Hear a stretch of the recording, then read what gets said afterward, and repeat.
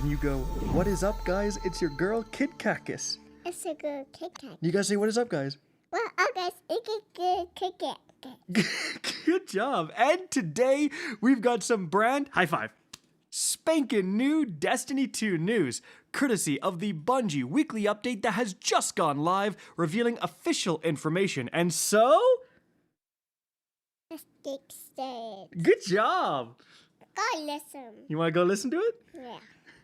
All right, now first things first, what's been going on this week in Destiny 2? Well, since the last weekly update, the big thing is that over the weekend, the Desert Perpetual Epic Raid went live.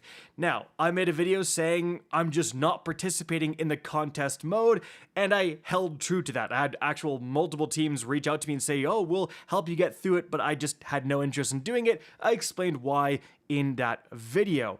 But unfortunately, I wasn't the only one. The overall player count, I think, only got up to close to 30,000 players on Steam.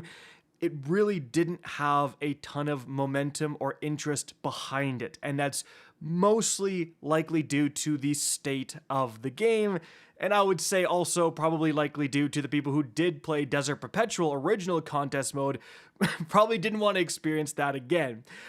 But a lot of the people who did participate in the Epic Raid came out of the other side saying, wow, that was actually pretty decent content. The mechanics were changed up to be quite a bit different, throwing some new curveballs to overcome, and the final boss encounter is completely different. It's an all new encounter, which was overall like the dream of most people. They said, like, if the Epic Raid has an entirely different new encounter, that's going to be something we're really looking forward to, and it actually did. So again, the people who played the Epic Raid overall have a pretty positive experience going through that content, except for Hydra. People really didn't like the remade Hydra encounter. Now, since that point, I actually did play the Epic Raid just on normal, like for funsies. Again, I skipped contests, I just played on normal.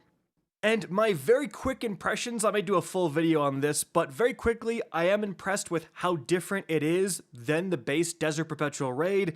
But some of the mechanics are definitely more annoying than like different and difficult, and just because it's difficult doesn't mean it's good. I'm thinking about farming this activity again and again to get the weapons, and that part of it is not well thought out. The entire loot pool is in the Epic Raid, so you can get all the normal weapons from the normal Desert Perpetual Raid with the new epic weapons sprinkled in, so they're very difficult to kind of farm for, at least at an initial base level. So like, that is definitely a bit of a concern. Still impressed by how different it was, but still some kinks to work out.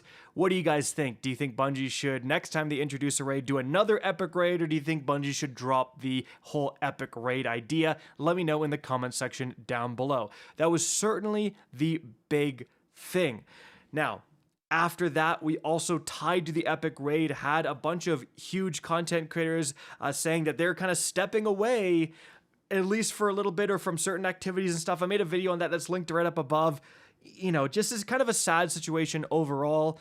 And yeah, we're not in a good spot with Destiny 2. We are absolutely not. A lot of people are giving up hope. Like I said, I'm here till they shut the servers down, baby. You know what I mean? They're going to be dragging me down with the ship. I will go down with the ship because that's how much I love this game.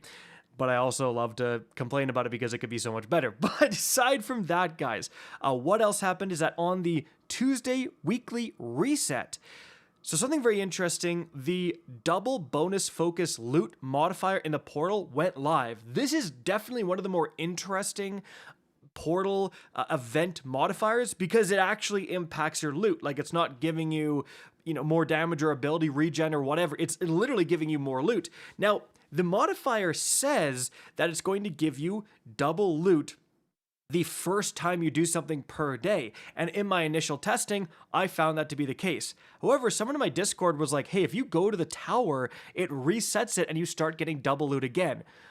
I tried to test this and I didn't find that was the case. I actually found I got double loot again just playing the game without ever going to the tower. You can see, like, In the background gameplay, the first time I do this solo ops where I'm guaranteed to get the bonus loot, I indeed get 2 smoke jumper helmets. I pick one up and my inventory is full, I have to delete something and pick the other one up, right? But that's 2.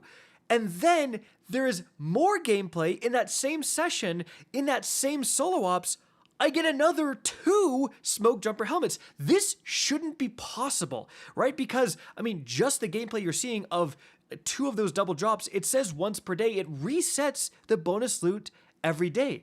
So clearly something juicy is going on here. And so, okay, that's actually pretty interesting. If there is something very juicy that appears this week, and I'm thinking mainly it would be the Mint retrograde, it might be worth continuously farming because apparently there is just a random chance to re-trigger the double loot drop. It's not actually once a day. Again, I just, in the midst of farming this thing after already getting a double drop, I just got another double drop. Like, that's crazy. So, that's something important to note. But aside from that, not too much else is going on this week. So, let's get into the brand new information within the TWID. So, the first thing Bungie talks about is Arms Week returning, saying shotguns, more like shot funds. As a dad, I appreciate that pun. That's a great dad joke right there. But Arms Week is actually coming back October 7th, which is this upcoming Tuesday.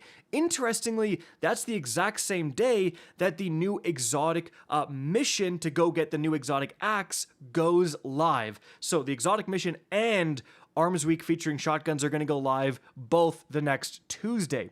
Now, specifically, they say when Arms Week returns, be sure to visit 801 in the shooting range to pick up a shotgun and complete challenges to unlock the new shotgun volatile weapons mods. So hop in, slot in these event limited mods into any legendary shotgun and get blasting before they disappear when Arms Week concludes.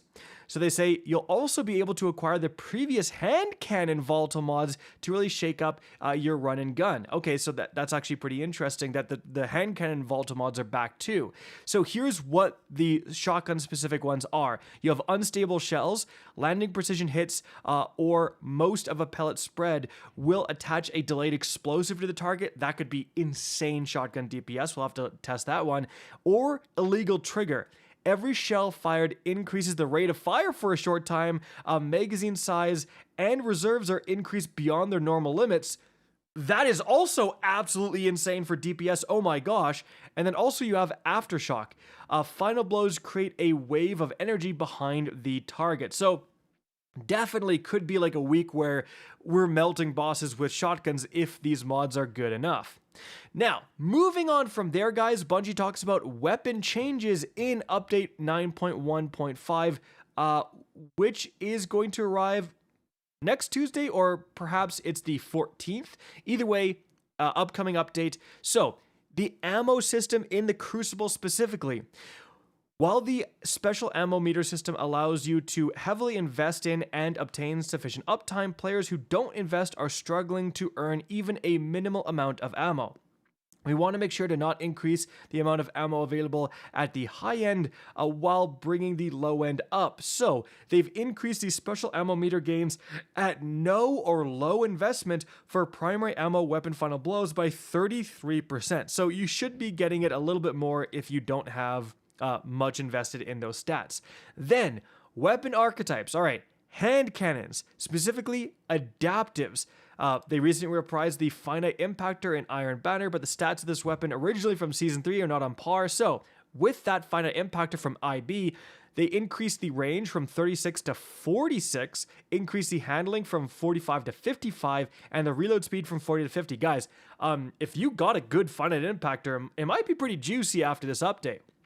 Then for spread shot hand cannons, which have completely taken over the Crucible.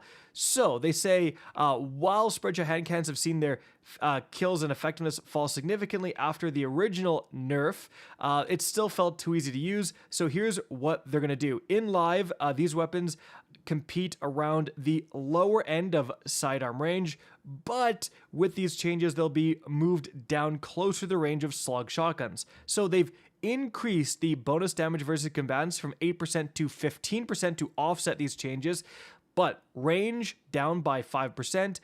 They've increased the spread by 10%. They've increased the recoil by 25% and reduced the handling by 10%. So some pretty big nerfs to spread shots. Now, for sidearms, specifically heavy bursts, they say alongside spread shot hand cannons, heavy bursts are very strong with a close range meta. So they've reduced the body shot damage from 33 to 31. They've reduced the crit damage from 52.8 to 49.6, guys.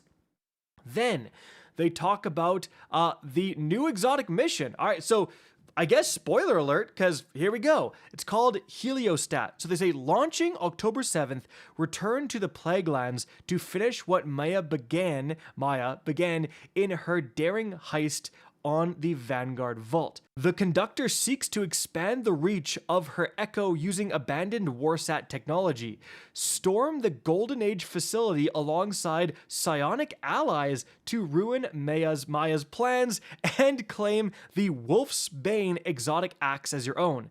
This new exotic axe is the first of its kind and an homage to times past. Reap restorative Quicksilver nanites when hitting and killing targets. These nanites fly to the wielder, attaching to the axe and reconstruct the blade to something even greater. Once enough nanites have been accrued, hold reload to overclock the blade, increasing its damage output and transforming the heavy attack into a swarming, flaming Quicksilver swarmnado. That's kind of crazy. They then say the Heliostat first run.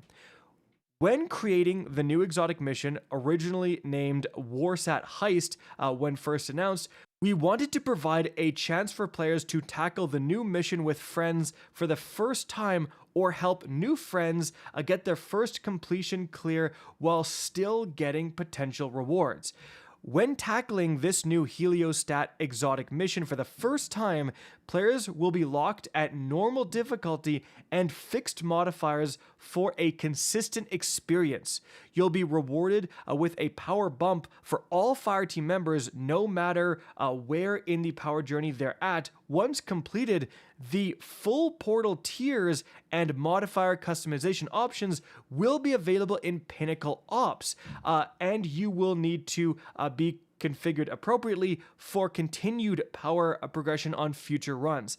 It's important to note that players who have not completed their first run cannot join a normal unlocked version. However, players on their first run can invite players who've already completed their first run to play with them. Players above 200 power who've already completed their first run will get tier 1 rewards capped at 200 for playing with friends through their first Heliostat run, and players below 200 who've already completed their first run may receive rewards and gain power.